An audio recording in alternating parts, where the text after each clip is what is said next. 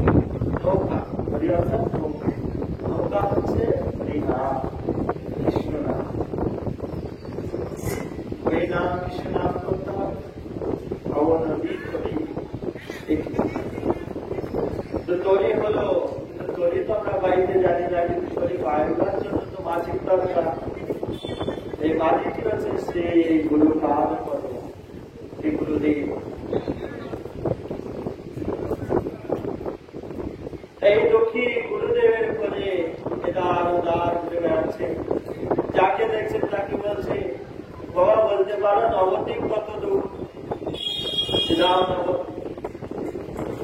বলতে পারো নবদ্বীপ কত দূর আছে? মা বলো না নবদ্বীপ কত দূর?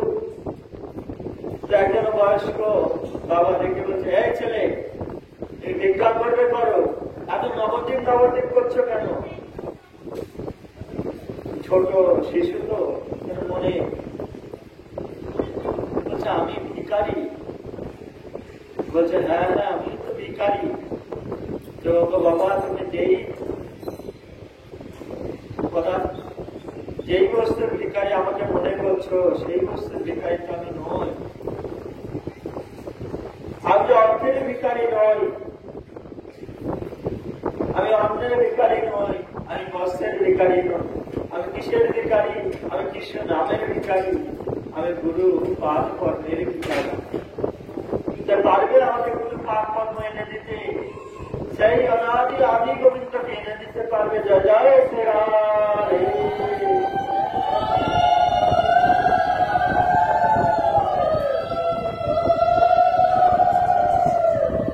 এই বলে ছোট দুঃখী আস্তে আস্তে নবদ্বীপের পথে চলতে লাগে।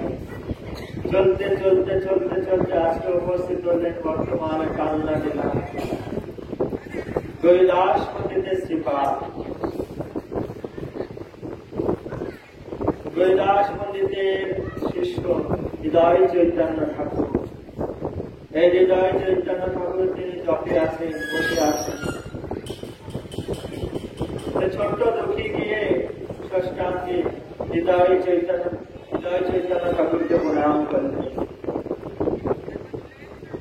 প্রণাম করে বলছেন, প্রণাম অনেক গুরুদেব। হৃদয় চৈতন্য ঠাকুর বলছে, কে তুমি বাবা? কোথা থেকে এসছো? তোমার নাম কি? তোমার পিতার নাম কি? তোমার বাড়ি কোথায়?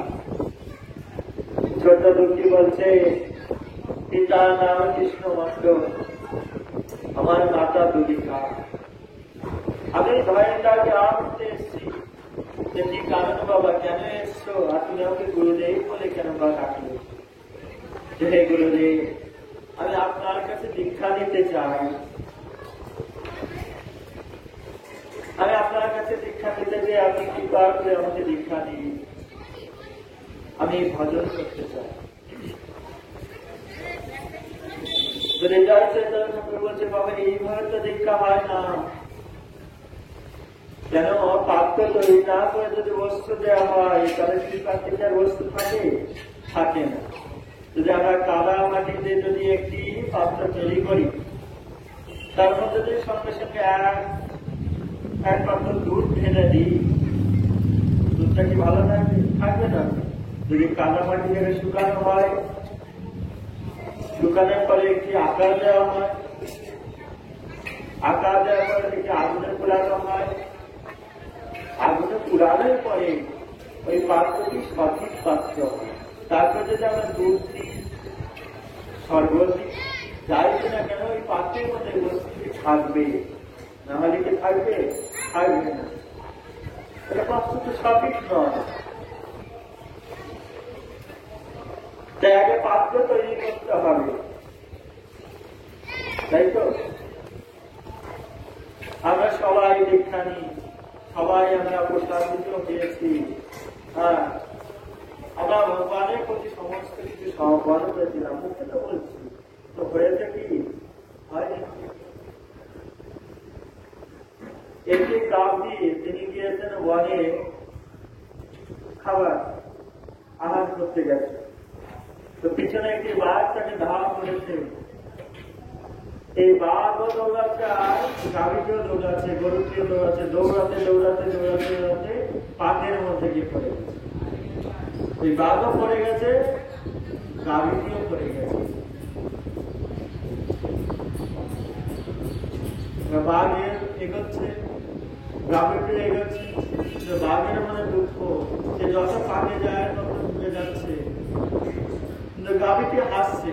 এখন গরুটি আগাতে পারছে না, বাঘটি আগাতে পারছে, কিন্তু গরুটি হাসছে। বাঘ তখন বলছে, তুমি হাসছো কেন? তোমার পাকে আটকে গেছে, আমার পাকে আটকে গেছি, এখান থেকে যদি কেউ না যায় তাহলে আমরা দুজনই মারা যাবো। তখন গরুটি বলছে, আমি হাসছি কেন জানো? বলছে কেন? এই পথে কেউ যাক না যাক, দিনের শেষে আমার মালিক ঠিক আমাকে খুঁজতে খুঁজতে আসবে, তো তোমার তো কোনো মালিক নেই, তোমাকে কি উদ্ধার করবে? যে আমার মালিক দিনের শেষে ঠিক খুঁজতে খুঁজতে আসবে, আমাকে তুলে নিয়ে চলে যাবে, তোমার তো মালিক। ঠিক তাই হলো, দিনের শেষে মালিক খুঁজতে খুঁজতে চলে আসলেন, দেখলেন যে পিছনে বাঘ, সামনে তার গাভী। তিনি কি করলেন? গ্রামবাসীকে ডেকে এনে বাঘটিকে মেরে ফেললেন, গাভীটিকে নিয়ে চলে গেলেন। সেই গুরুদেব যদি থাকে, আমাদের মনে ভরসা আছে, আমরা যদি সমর্পণ করতে পারি, যে শেষের দিনে সেই মালিক ঠিক আসবে উদ্ধার করে নিয়ে যাচ্ছে। বাঘ তো কারোর প্রতি সমর্পণ নয়, গাভীটি সমর্পণ আছে, কি সমর্পণ করেছে তার মালিকের কাছে সম্পূর্ণ। তার জন্য তার মালিক তাকে নিতে আসে। সে যদি বাঘের মতন হতো, তার মালিক আসতো। আমি সবই জানি, আমার উপরে কেউ জানে না,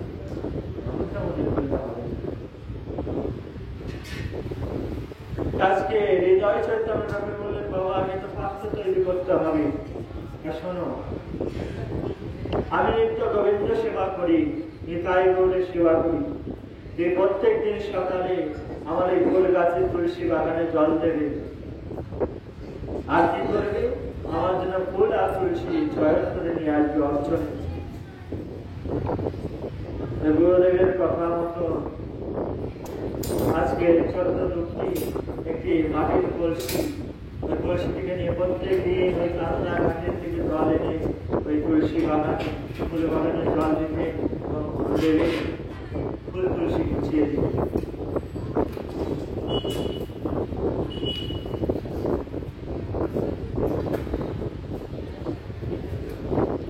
একে একে দিন যায়, হৃদয় চৈতন্য ঠাকুর একদিন মনে করে যে ছেলেটিকে তো আমি সেবা করতে বললাম, কিন্তু ছেলেটি কতটা কি সেবা করছে তা আমি জানি না।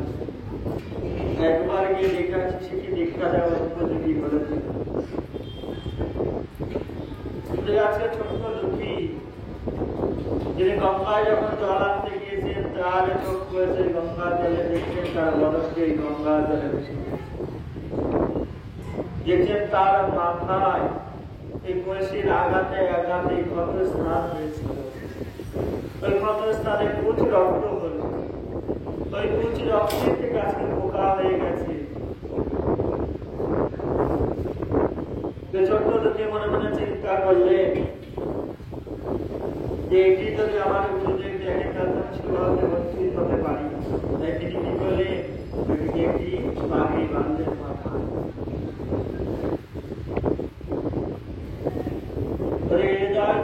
ঠাকুর তিনি এসে উপস্থিত হলেন, এসে বলছেন, কি তোমাকে বলেছে আমি গোবিন্দ সেবার জন্য ফুল চয়ন করতে, তুলসী চয়ন করতে, তুমি দেহ শুরু করছো, এই মাথায় পাগড়ি বেঁধেছ, না এক্ষুনি এই পাগড়ি খুলে ফেলো, এক্ষুনি খুলে ফেলো বলছি। তুমি খুলবে না, খুললে তো দেখে নেবে গুরুদেব তাকে খুলতে চাইছেন। আজকে হৃদয় চৈতন্য ঠাকুর জ্ঞান দিয়ে পাগড়িকে খুলে দিলে, খুলে যাওয়ার সঙ্গে সঙ্গে দেখছেন যে মাথায় কুচ রক্ত দিয়ে পোকা হয়ে গেছে। তোরে বাবা, তোর মাথায় এইটুকু কুচ রক্ত হয়ে পোকা হয়ে গেছে, তুই আমাকে বলিস নি কেন? গুরুদেব, তোমায় যদি আমি বলতাম তাহলে কি হতো? তুমি আমাকে ভর্তি দেখাতে, কবিরাজ দেখাতে, হৃদয় পূরণ হয়ে যেত, আমি না ঠিক হয়ে যেতাম। কিন্তু গুরুদেব যদি আমাকে বিশ্রাম নিতে বলতে, তাহলে আমার এই গরু সেবা তো আর হতো না, গুরু সেবা তো হতো না। তার জন্য গুরু সেবাতে বঞ্চিত হতাম, গৌর সেবাতে বঞ্চিত হতাম, তাই না? যার জন্য যে আমি দেখাইনি, চলে বাবা তোকে আমি কি দীক্ষা দেবো, তুই যে কৃষ্ণ প্রেম অন্তরে নিয়ে এসছি, যা যা তুই স্নান করে তোকে আজকেই আমি দীক্ষা হৃদয় চৈতন্য ঠাকুর তিনি লুকিয়ে স্নান করে আসবার পরে তাকে দীক্ষা দিয়ে বলেন, দেখ বাবা আজ হতে তোর নাম হলো কৃষ্ণ দাস, কৃষ্ণের দাস যিনি তার নাম হলো কৃষ্ণ দাস। তুই চলে যাস ধাম বৃন্দাবনে গোস্বামী পাদের আশ্রম। আজকে ছোট দুঃখী গুরুদেবকে প্রণাম করে মধুমায় শ্রীরাম বৃন্দাবনের দিকে রওনা দিলেন। জয় জয় শ্রী রাধে কৃষ্ণ।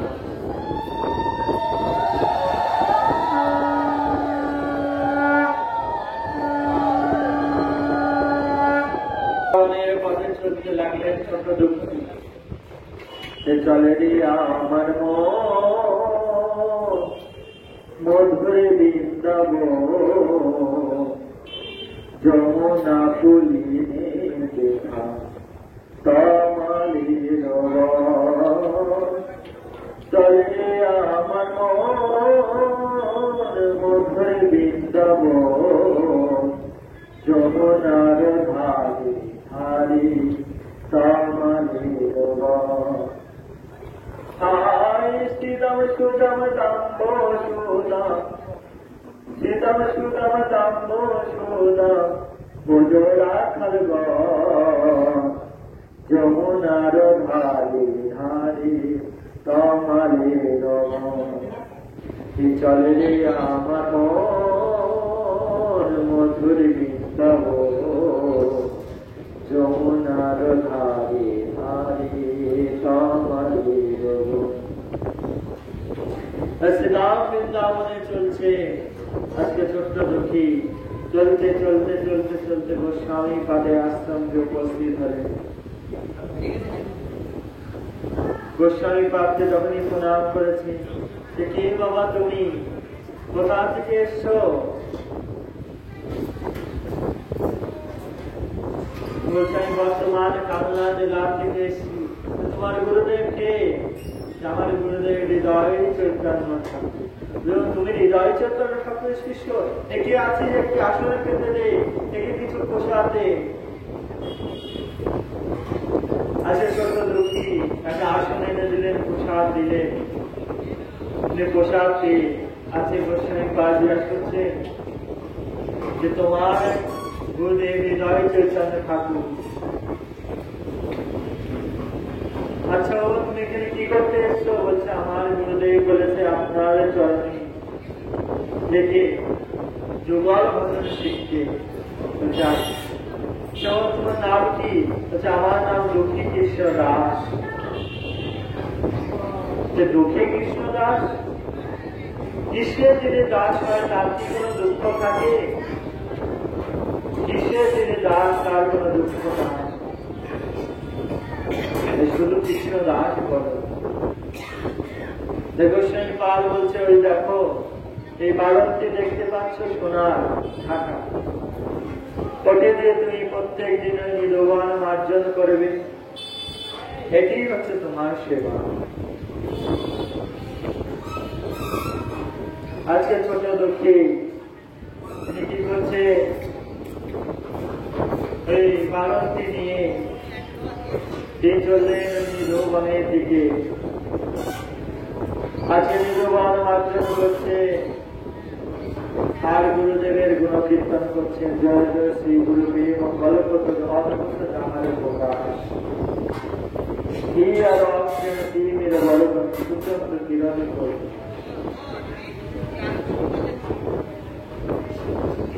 আজকে ঢাকা দিয়ে মার্জন করছেন আর গুরুদেবের নাম করছেন। গুরুদেবের নাম করতে করতে তিনি মার্জন করছেন ওদিকে নিত্যধাম রাধারানী লীলা করে গেছে। আজকে রাধারানী দেখছেন তার পায়ে একটি নুপুর নেই।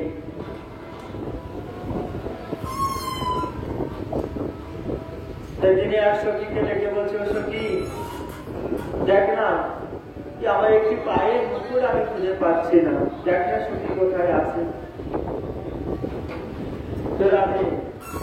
পায়ের নুপুর কোথায় আছে বল? আমার মনে হয় ওই কালকে নিরূপণে নিকুঞ্জ মানে যে আমি লীলা করেছি না, তার বোধহয় পায়ের নুপুরটি খুলে পড়ে গেছে। তুই একবার জানা সখী, একবার গিয়ে দেখে না। বলছে ওরাই এই দিনের বেলা আমি কি করে যাই বল? আমি যদি যাই তাহলে সবাই তো আমাকে চিনে যাবে। দেখ না, দেখ না তোকে একবার গিয়ে দেখ। তুই বলো মেয়েদের রূপে যা, তো তুই লোক গোপন করে যা, তুই কাউকে নিজ পরিচয় দিস না। কাছে সখী গিয়ে দেখছে যে নীলুমোহন বাবাজি মার্জন করছে। পিছন দিয়ে দেখে বলছে, বাবাজি বাবাজি শুনতে পাচ্ছে, শুনতে পাচ্ছে।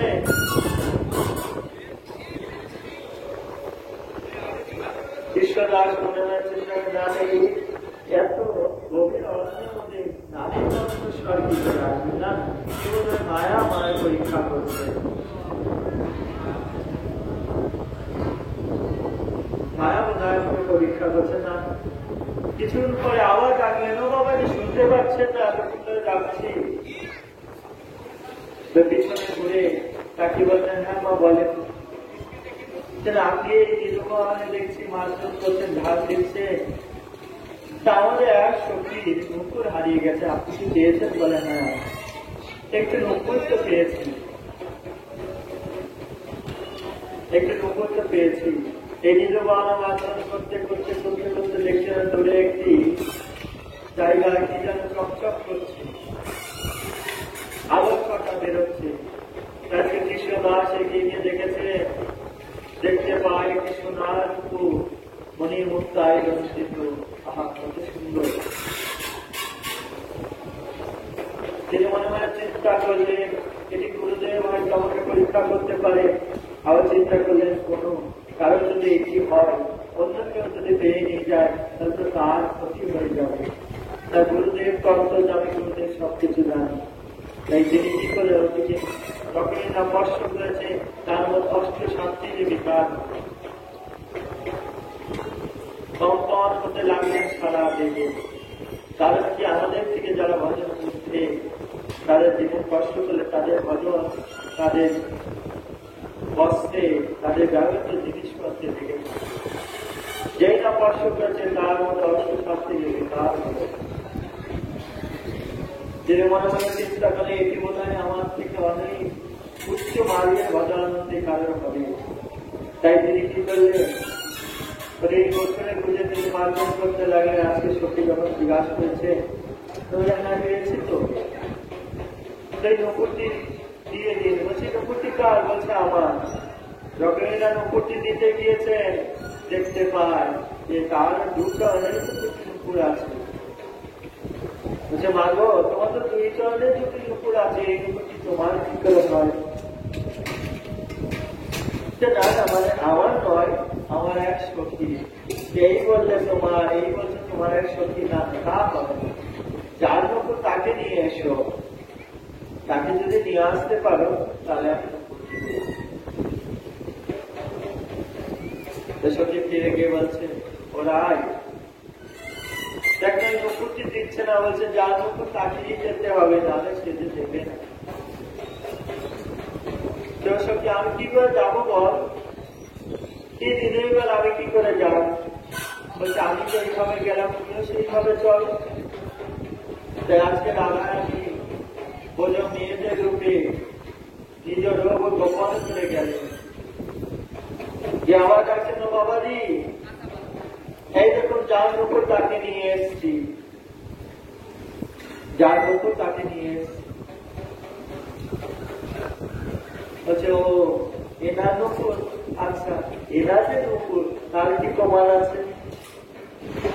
রামায়ণের চন্দ্র সবাই দর্শন করতে পারে, রামায়ণের চন্দ্র ঢাকা, রামকে প্রমাণ দিতে হবে।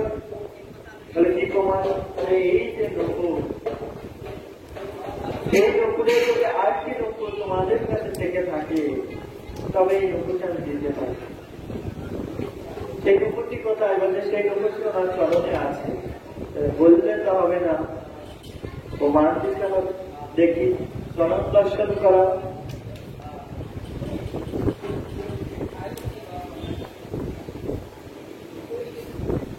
জগাই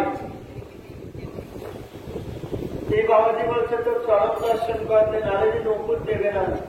তারাই এক কাজ করে, তো চরণটি একবার দর্শন করিয়ে কি বলছিস? যুগ যুগ ধরে মুনি ঋষিগণ, যোগীগণ যোগ সাধনায় রয়েছে, জপ তপ করছে, ধ্যান করছে, কোনোদিনও আমার চরণ দর্শন পায় না। আর তুই কিনা বলছি এই বাবাজিকে আমার চরণ দর্শন করাতে? না না সখী, এ তো হয় না। তোরাই যদি চরণ না দর্শন করাস, তাহলে এই বাবাজি তো নকুল দেবে না। বলাতে আছে কি করেছে, রাধারানী হালকা করে তার চরণটি দর্শন করাচ্ছে। জয় জয় শ্রী রাধে।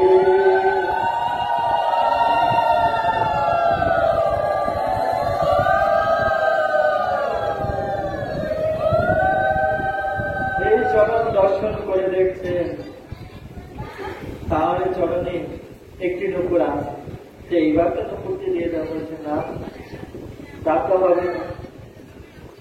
এইভাবে তো হবে। এমনও তো হতে পারে যেই মায়ের নকুল সেটা তো কাজ কর্মদের একটু নিয়ে যাওয়া গেছে, তোমরা সেই সুবিধে তার পায়ের থেকে নকুল তুলে নিয়ে এসছো, এইভাবে তো হবে না। বলছে তাহলে আর কি প্রমাণ দেবো? বলছে আমি যে স্থান থেকে নকুলটি পেয়েছি সেই স্থানে একটি চরণ চিহ্ন আছে। আমি এই চরণ চিহ্নটি বুঝিনি, ওই চরণ চিহ্নটি আমি রেখে দিয়েছি। তাই ওই চরণের তলা দর্শন করাটা হবে। আমি চরণ চিহ্নের সঙ্গে এই চরণ চিহ্ন মিলিয়ে দেখবো, যদি মিলে যায় তবেই লোক দেব, নচেতে না। জায়গা দিয়ে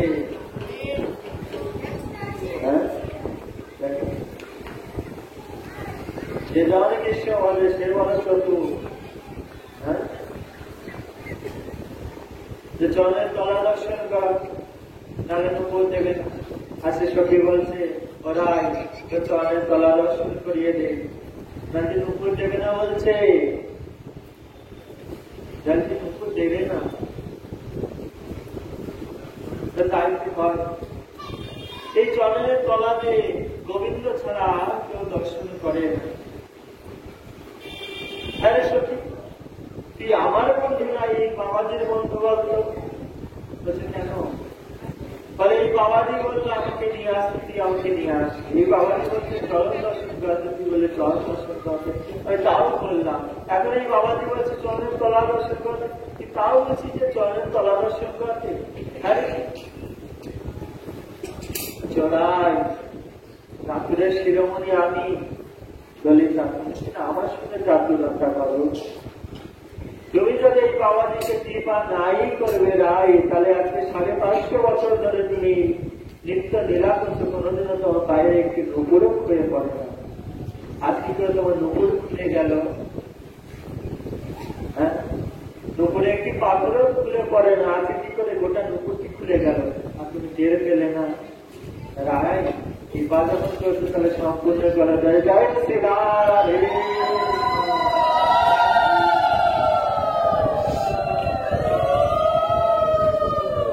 তাহলে কৃপা যখন করেছো রায়, তাহলে সম্পূর্ণই করো। যে এই পাতিত নয়ন তো আর গোবিন্দ দর্শন হয় না, অপাতিত নয়ন লাগে। এই অপাতিত নয়নটাকে হৃদয় নির্মল হতে হবে। মুচি হয়েও শুচি হয় যদি কৃষ্ণ ভাবে, আর শুচি হয়েও মুচি হয় যদি কৃষ্ণ ত্যাগ। যেমন আমরা রুগী দাসের কথা সবাই শুনেছি।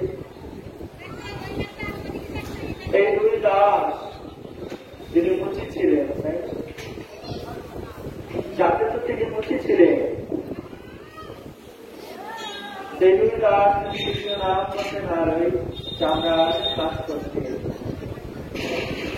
তো কিছু সকল মধ্যে ব্রাহ্মণ গণ এরা তাকে নিচু করতেন। একদিন দাস কি করেছেন, তিনি একটি ধারণশিলা প্রতিষ্ঠা করতে ছিলেন।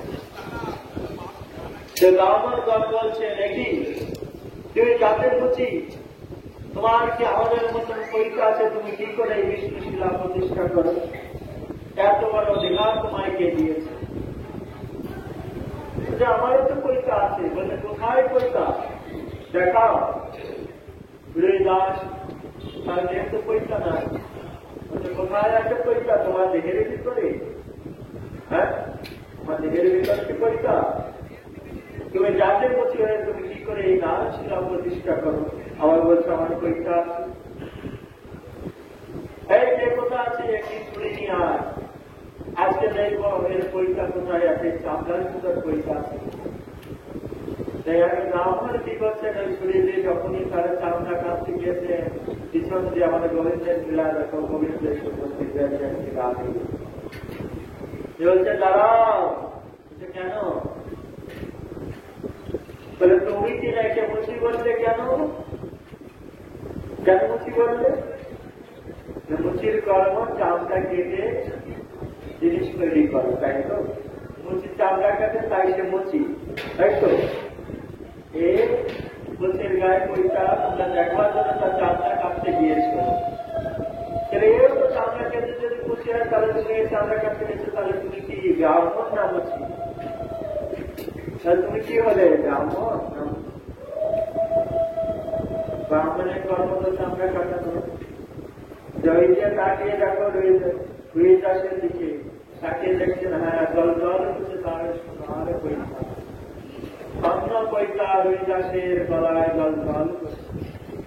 তাই বলছেন মুচি হলো সুচি হয় যদি কৃষ্ণ বলে, আর সুচি হলেও মুচি হয় যদি কৃষ্ণ দেয়। কৃষ্ণ তেল যার মধ্যে থাকবে তার মধ্যে তো জীব ইচ্ছা থাকবে, তার মধ্যে কৃষ্ণ বের করতে থাকবে তার মধ্যে জীব ইচ্ছা থাকবে।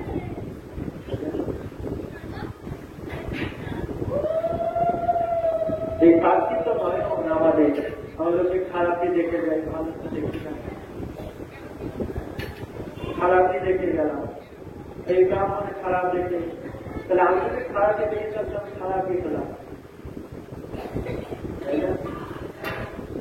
তাকে রাধারানী কি করলে? তাকে দেব দেশকে প্রদান করলে।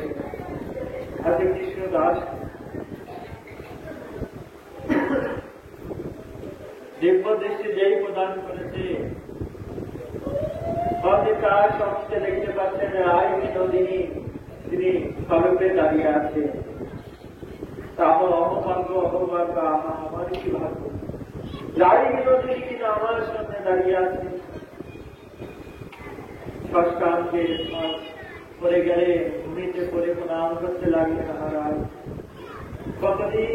কতদিন ভজন করতে তোমার আশায় ছিলাম, তোমার দর্শন করবার তুমি কৃপা করে, আজ তুমি কৃপা করবে।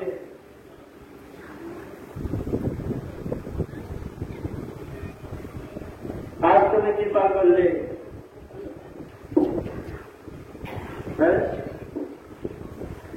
আমার তো তুমি দর্শন করে এবার মূর্তি দিয়ে দাও। মূর্তি দিতে গিয়েছে, সঙ্গে সঙ্গে ললিতা হাত চেপে ধরলে, কি করছো কৃষ্ণদাস? বলছে রাধারানী চরণ তুমি পেয়েছ, আর দুপুরে কিনা তুমি হাতে দিচ্ছ, চরণে পড়িয়ে দাও, রাধারানী চরণ সেবা করো সার্থক।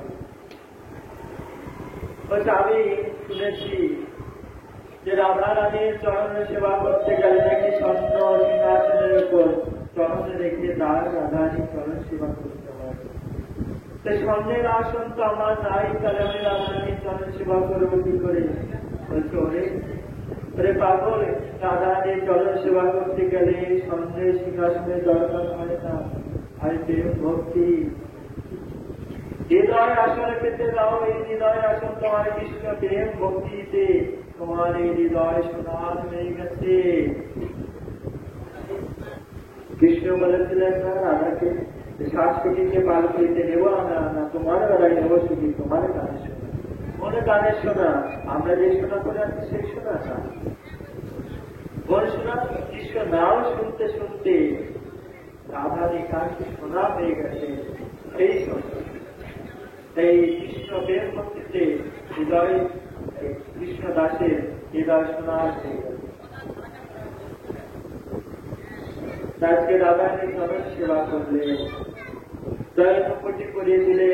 আজকে কৃষ্ণ দাসকে বললেন, কৃষ্ণ দাস তুমি আমার রূপ বর্ণনা করো দেখি। আজকে কৃষ্ণ দাস তার রূপ বর্ণনা করতে লাগলেন। এই এত সুন্দর রূপ বর্ণনা করেছেন গানের মাধ্যমে। শুধুমাত্র গোপীগণ নয়, অষ্টসখীগণ নয়, রাধানী নয়, সাক্ষাৎ ব্রজেন্দ্র নন্দন শ্রীকৃষ্ণ নেমে আসেন এবং তাদের সঙ্গে নৃত্য করেন। নৃত্য করবার পরে যখন নৃত্য শেষ হল, দেখলেন গোবিন্দ উপস্থিত, শ্যাম নৃত্য করেছে। যাকে গোপীগণ বললে, ও কৃষ্ণ দাস তুমি শুধু আজকে শুধু আমাদের রায়কে আনন্দ দাওনি, আজকে তুমি আমাদের শ্যামকে আনন্দ দিয়েছ, তাই আজ হতে তোমার নাম হলো শ্যামানন্দ। জয় জয়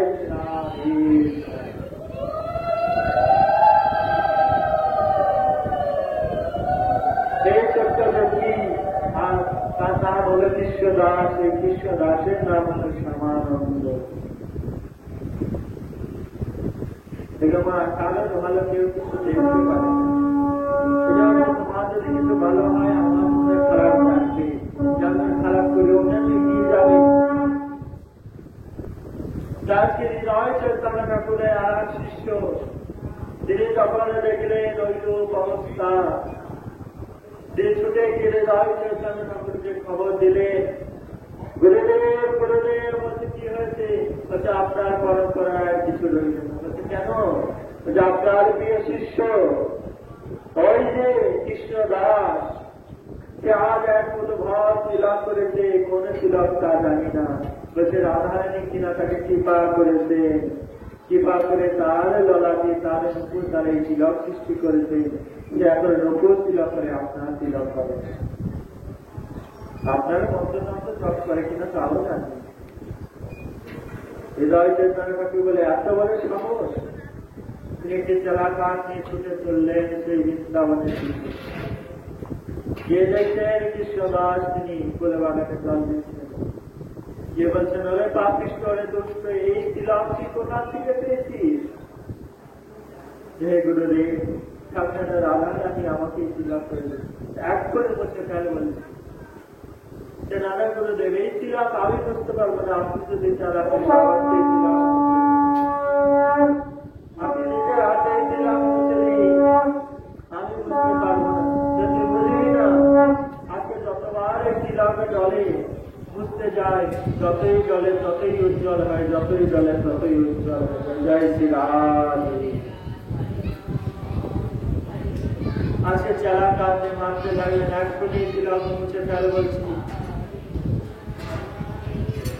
যখন মারতে লাগলেন, গোসাই পা ছুটে এসে বলছেন, থামেন থামেন, তুমি কি করছেন, কি করছেন, থামেন থামেন। আর শিষ্য থাকলে না শিষ্যকে শাসন করবেন, ঈশ্বরে না থাকে তাহলে কাকে শাসন করবেন? আপনি বহুত দূর থেকে এসেছেন, একটু বিশ্রাম নিন, একটু প্রসাদ নিন, তারপরে এই নিয়ে কথা হবে আলোচনা। হৃদয় চৈতন্য ঠাকুরকে কুটিয়ে নিয়ে গিয়ে তাকে বিশ্রাম করালে, প্রসাদ পেয়ে নাম জপ করতে করতে আসতে তার একটু তন্ত্র আসলো, ঘুম ভাব আসলো। যখন এসছে তখন তিনি স্বপ্নে দেখছেন তার তাই গোল তার হৃদয় ছেড়ে বেরিয়ে চলে যাচ্ছে। আর এই নিতাই গোলে সোনার অঙ্কে কে জানবেন তার হাত চালা কাটে গেছে, দোয়া দোয়া হাত নিতাই হাকুর তোমাদের এই সোনার অঙ্গে কে এইভাবে আঘাত করেছেন, বলবেন কেন তুমি জানো না? তোমরা কোথায় চলে যাচ্ছ? বলে আমরা তোমার হৃদয় ছেড়ে সারা জীবনের মতন চলে যাচ্ছি। বলছে কেন?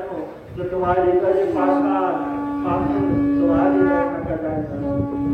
আর তুমি বলছি কে আঘাত করেছে? তুমি সহস্তে আমাদের আঘাত করেছো, কেন? আমি যে তোমাদের আঘাত করেছি, আমি তো আমার শিষ্যকে আঘাত করেছি। বলে তুমি কি ভুলে গেছো যে রোগ হতে যে সময় থেকে শিষ্য সম্পূর্ণরূপে গুরুচরণে সমর্পণ হয় তা দেব আমাদের অভয় জয় জয় জয় শ্রী রাধে। তুমি যে এই কথা বলে গেছো এই বলাতে গেলেন ছুটে ছুটে চললেন গিয়ে সমানন্দ মুখকে বুকে ধরে ধরে বলছেন বাবা আমার ভুল হয়ে গেছে আমাকে ভুলে আমাকে ক্ষমা করে দেন। আজ বলতে পারিনি যে নানা করবে আপনি যা করেছেন সঠিক করুন। কেন আজকে নয় দাদা আপনি নিজ হস্তে কৃপা করেছেন, কালকে তো কেউ একজন এসে বলতেই পারে যে আমাকে রাধারানী আমি গলার হার পেয়েছি, কেউ বলতে পারে কানের দুল পেয়েছি। তো সে বলবার আগে তার এটাও চিন্তায় আসবে যে এই কৃষ্ণ দাসে গুরুদেব তাকে কিন্তু শাসন করেছিলেন, ঘাত করেছিলেন, এই জন্য কেউ এই ছলনা করতে যাবে না। এই গুরু আশিস মিলন হইল বলন হয়ে